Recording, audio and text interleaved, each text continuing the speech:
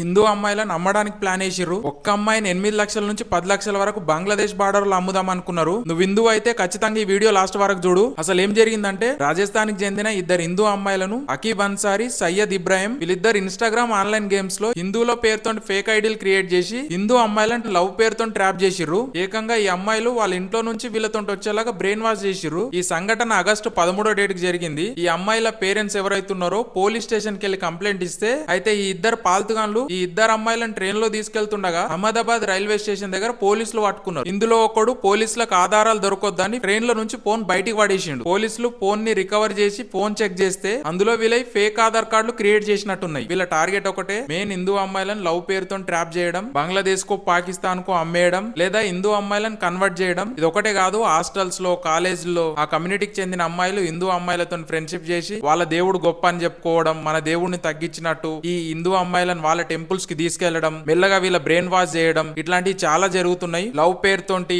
Job ఇప్పిస్తామని వీళ్ళ target అమ్మాయిలే. ఎందుకంటే ఈజీగా నమ్ముతారు కాబట్టి. హిందువుల సంఖ్యను తగ్గించడం, వాళ్ళ సంఖ్యను పెంచుకోవడమే వాళ్ళ మెయిన్ టార్గెట్. ఈ లవ్ జియాదులు చాలా చూస్తున్నాం మనం. నాకెందుకులే అని వదిలేయకండి, రేపు మీ వరకు కూడా రావచ్చు. ఇంకా సెక్యులరిజం ముసుగులో బతుకుతున్న మీరందరూ మేల్కోవాలి. ప్రతి ఒక్క హిందూ సోదరుడు మేల్కోవాలి. ఇట్లాంటి వాటికి ఇంకెవ్వరు మోసపోకుండా ఈ వీడియోని వీలైనంత మందికి షేర్ చేయండి.